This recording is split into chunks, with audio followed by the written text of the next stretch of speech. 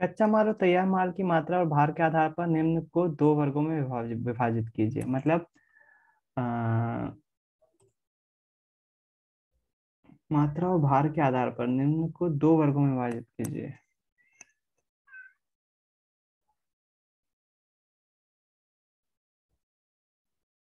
कच्चा माल और तैयार माल की मात्रा और भार के आधार पर, मतलब किसमें कच्चा माल, कौन सा कच्चा माल है, कौन सा तैयार माल है।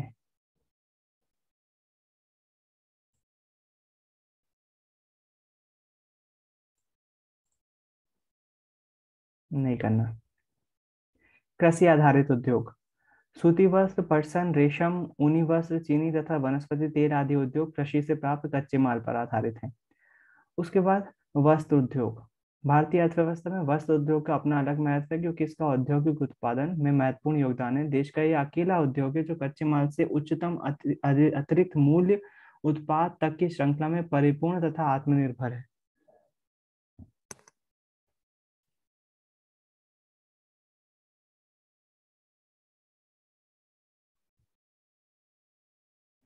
पूरे वस्त्र उद्योग एकमात्र ऐसा उद्योग है जो कच्चे माल से उच्चतम अतिरिक्त मूल्य उत्पाद, कच्चे माल से उच्चतम अतिरिक्त मूल्य उत्पाद मतलब कच्चा माल जितने का है उससे ज्यादा मूल्य, बहुत ज्यादा मूल्य तक की श्रृंखला में परिपूर्ण तथा आत्मनिर्भर है। पर हाँ, एक बात तो सही है, वस्त्र उद्योग में केवल कपड़ा ही तो चाहिए, और क्या चाहिए दूसरी चीज। भैया मशीनें। मशीनें तो चाहिए ही, जाहिर सी बात है सिलाई के लिए। लेकिन मशीनें कपड़ों के साथ नहीं जा रही ना, वो तो कुशल कारीगर के साथ हो रही, कारीगर रखा हुआ है। मतलब एक्स्ट्रा चीज नहीं चाहिए पड़ रही ना कपड़े के अलावा, धागा ही है बस, धागा और कपड़ा। सिलने के लिए दर्जी चाहिए, दर्जी मशीन का यूज कर रहा है, वो ठीक है। देखते हैं दूसरे उद्योगों के बारे में भी, देखते हैं क्या दूसरे उद्योगों में चाहिए पड़ता है, एक बार देखते हैं। वस्त्र उद्योग के अंतर्गत ही आ रहा है सूती वस्त्र उद्योग। प्राचीन भारत में सूती वस्त्र हाथ से कताई तथा हथकरघा बुनाई तकनीकों से बनाए जाते थे। 18वीं शताब्दी के बाद विद्युतीय करघों का उपयोग होने लगा। औपनिवेशिक काल के दौरान हमारे परंपरागत उद्योगों को बहुत हानि हुई क्योंकि हमारे उद्योग इंग्लैंड के मशीन निर्मित वस्त्रों से स्पर्धा नहीं कर पाए। ये बात लिखी हुई है। जब भारत पर अंग्रेजों का शासन था ना, तो जो हमारे हाथ से बनाए हुए कपड़े थे वो लोग बाग बहुत मेहनत से बनाते थे, हाथ से बनाते थे, कम बना पाते थे, महंगे बेचते थे। तो मशीनों से जो कपड़े आते थे लोगों ने वो खरीदना शुरू कर दिया क्योंकि सस्ते रहते थे। तो हमारे उद्योग बहुत बुरी तरह से पीछे हट गए, बहुत बुरी तरह से प्रभावित हुए। ये लिखा हुआ है इसमें। ये वस्त्र उद्योग में अतिरिक्त मूल्य उत्पाद, अच्छा, ये इसकी बात कर रहे थे उस वाले सेंटेंस में। देखते हैं क्या लिखा हुआ, समझने की कोशिश करते हैं। रेशा उत्पादन, रेशा उत्पादन से हमें कच्चा रेशा प्राप्त होता है। धुनाई कताई, धुनाई और कताई, धुनाई मतलब जो रेशा मिला ना उसको एक तरह से अलग अलग करना, एक एक रेशा अलग अलग करना, धुनाई कताई। उसमें हमको सूत मिल जाता है, धागा मिल जाता है। धुनाई कताई का यूज करेंगे क्या में, बुनाई में। तो बुनाई में से कपड़ा निकल जाता है, कपड़े का यूज भी बहुत सारी जगह हो रहा होता है। बुनाई का क्या करेंगे, रंगाई और परिष्करण करेंगे, मतलब रंगाई करेंगे और उसको सफाई करेंगे, साफ सफाई करेंगे, उसकी धुलाई एक तरह से बोल सकते हो, साफ करना। और कलरफुल बनाएंगे उसको। उससे क्या मिल जाता है, कपड़े मिल जाते हैं।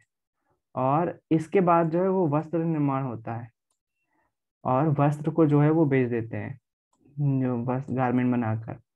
एक तरह से ये बोल रहे हैं कि वस्त्र में अतिरिक्त मूल्य उत्पाद, मतलब ये प्रोसेस है मेन जो गुलाबी अंक में दिख रही है ना, रेशा बनाना, धुनाई कताई करना, बुनाई करना, बुनाई के बाद कलर करना और कलर बना के कपड़े बेच देना। लेकिन बीच में से जो ये पड़ते हैं ना ये भी बिक जाते हैं, ये बोलना चाह रहे हैं वो अतिरिक्त मूल्य उत्पाद। अतिरिक्त मूल्य उत्पाद के रूप में इसको भी बेचा जा सकता है, ये बोलना चाह रहे हैं। बोल रहे कपड़े ही ऐसा है इंडस्ट्री है जिसमें अतिरिक्त मूल्य उत्पाद किया जा सकता है, दूसरी कोई इंडस्ट्री नहीं है। अगर आपके दिमाग में आया तो बताइएगा, बात करेंगे उस पर। पहला सफल सूती वस्त्र उद्योग 1854 में मुंबई में लगाया गया था। ऑब्जेक्टिव आ सकता है, सफल सूती वस्त्र उद्योग 1854 में मुंबई में लगाया गया था। यूरोप में दो विश्व युद्ध जूझ रहा था, तब भारत इंग्लैंड के अधीन था, ऐसे में इंग्लैंड के कपड़े की मांग आपूर्ति, ठीक है। आरंभिक वर्षों में आई होप बोर ना हो रहे हो, क्योंकि पढ़ना तो पड़ेगा यार बुक। आप लोग घर में नहीं पढ़ पा रहे हो, इसके कारण से मुझे पढ़ाना पड़ रहा है। आरंभिक वर्षों में सूती वस्त्र उद्योग महाराष्ट्र तथा गुजरात के कपास उत्पादन क्षेत्रों में ही सीमित थे। कपास की उपलब्धता, बाजार, परिवहन, पत्तनों की समीपता, श्रम, नमी युक्त जलवायु आदि कारकों ने इसके स्थानीयकरण को बढ़ावा दिया। इस उद्योग का कृषि से निकट का संबंध है और कृषक को कपास चुनने वालों, क्या हुआ?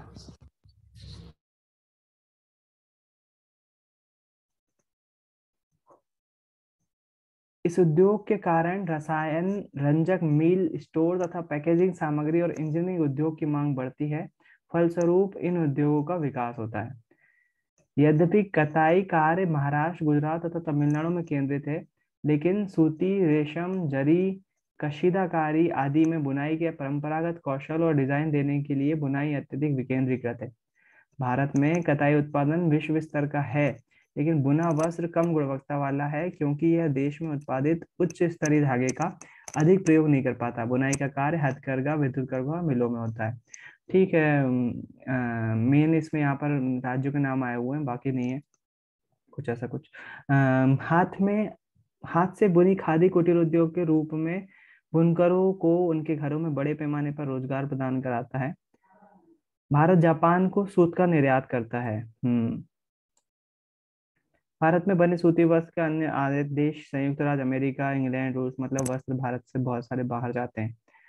सूती रेशे के विश्व व्यापार में हमारे देश की भागीदारी काफी महत्वपूर्ण है। कुल अंतर्राष्ट्रीय व्यापार का लगभग एक चौथाई भाग है। मतलब जो सूती वस्त्र बनाता है दुनिया भर में जो बनता है, हमारा एक चौथाई भाग, मतलब चार में से एक हिस्सा हम देते हैं उसमें, जितना भी सूती वस्त्र बनता है दुनिया भर में। हमारे कताई कारखाने विश्व स्तर पर प्रतिस्पर्धा कर सकते हैं और हम जो सूत पैदा करते हैं उसका उपभोग करने में सक्षम है। लेकिन बुनाई और कताई तथा प्रक्रम इकाइयां देश में उत्पन्न किए गए उच्च कोटि के धागों का उपयोग नहीं कर पाती हैं। इस क्षेत्र में कुछ ही बड़े और आधुनिक कारखाने तथा अधिकतर छोटी व बिखरी हुई इकाइयां ही हैं, जिसका उत्पादन स्थानीय बाजार की मांग को ही पूरा कर पाता है। यह इस उद्योग की एक बड़ी कमी है, जिसके परिणाम स्वरूप हमारे बहुत से कताई करने वाले सूती धागे का निर्यात करते हैं, जबकि परिधान निर्माताओं को कपड़ा आयात करना पड़ता है।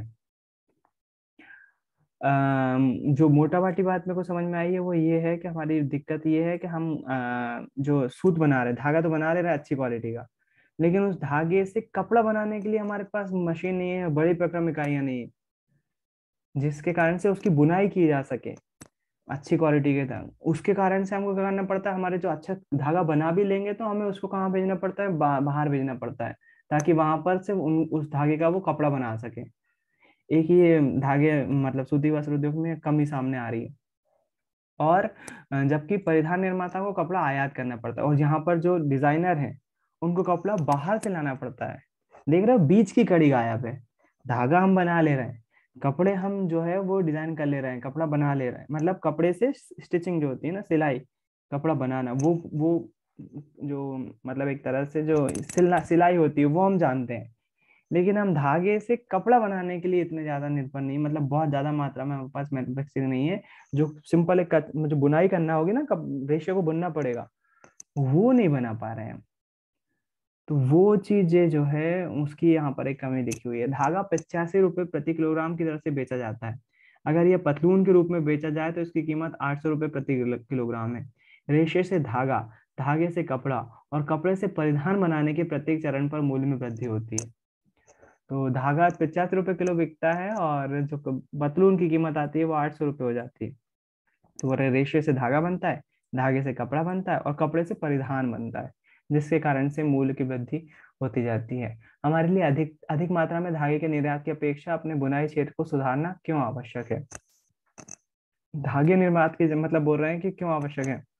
जाहिर सी बात है, अगर हम धागा बुनने लगेंगे, बुनाई शुरू हो जाएगी तो हमारी अर्निंग ज्यादा होगी, तब ज्यादा अच्छा रहेगा। यद्यपि लंबे रेशे वाली कपास के उत्पादन में महत्वपूर्ण वृद्धि दर्ज की गई है, तथापि इसके आयात करने की आवश्यकता महसूस की जाती है। विशेषतः बुनाई व अन्य संबंधित क्षेत्रों में अनियमित विद्युत आपूर्ति को दूर करने तथा नई मशीनरी के उपयोग की आवश्यकता है। अन्य समस्याओं में ठीक है, इतना कोई पैसा नहीं है। यहाँ मैप दिया हुआ है, मैप में क्या लिखा हुआ है, सूती वस्त्र, ऊनी वस्त्र और रेशम वस्त्र भारत में यहाँ यहाँ बनते हैं। रेशमी जानते हो, रेशम रेशम कहाँ से बनता है, कीड़े से बनता है।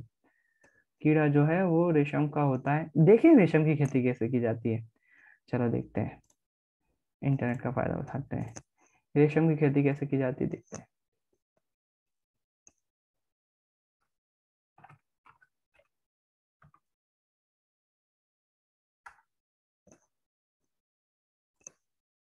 ओ भाई एक तो बता दिया ना, तो रेशम का रुमाल गाने बता रहे हो।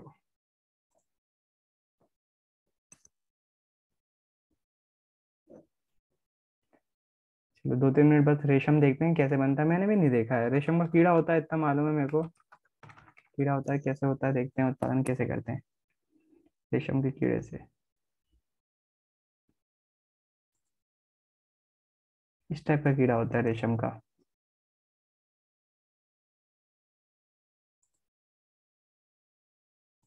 रेशम के कीट मादा रेशम कीड़ा 300 से 400 घंटे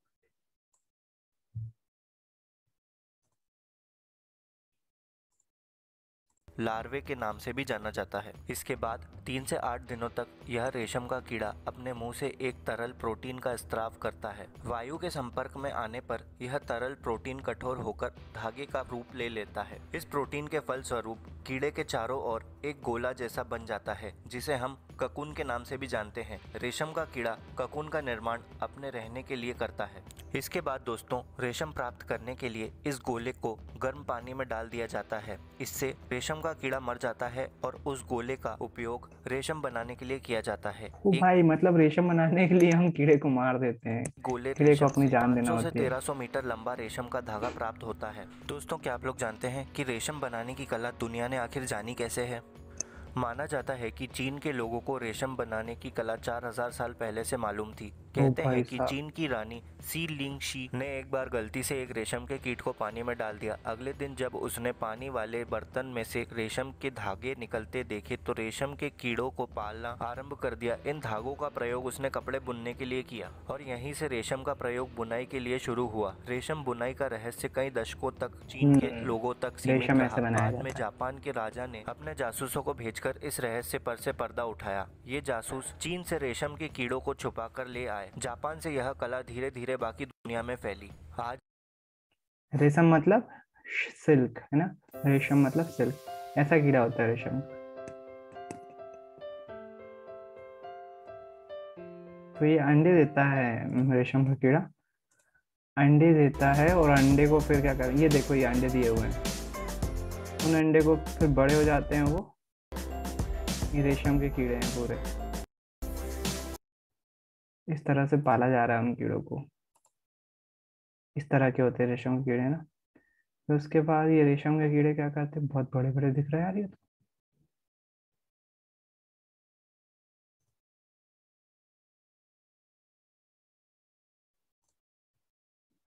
इतने बड़े बड़े होते हैं यार, काफी बड़े बड़े हैं यार ये तो।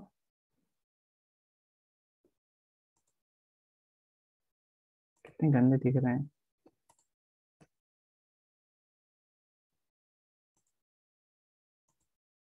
ये। ऐसा ऐसा पूरा जाले सब बन रहे हैं, ये रेशम ही बन रहे हैं, ऐसा गोल बन गया देखो ये।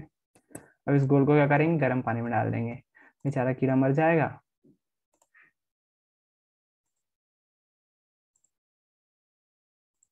ये देखो गर्म पानी में डाल दिया, कीड़ा मर जाएगा और रेशम मिल जाएगा।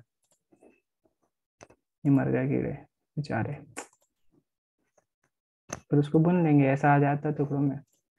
चलो इंटरेस्टिंग चीज थी रेशम देखना, आज देख लिया होगा, आई होप समझ में आया होगा। आज के लिए इतने ही रखते हैं, आई होप कुछ नया सीखा होगा। कल फिर मिलेंगे, अगर कुछ सीखा है तो फिर से लगातार आते रहो, हो सकता हो एग्जाम में कुछ फायदा मिल जाए। कल फिर मिलेंगे, बाय, गुड नाइट, जय गुरुदेव सभी को। जय गुरुदेव भैया। जय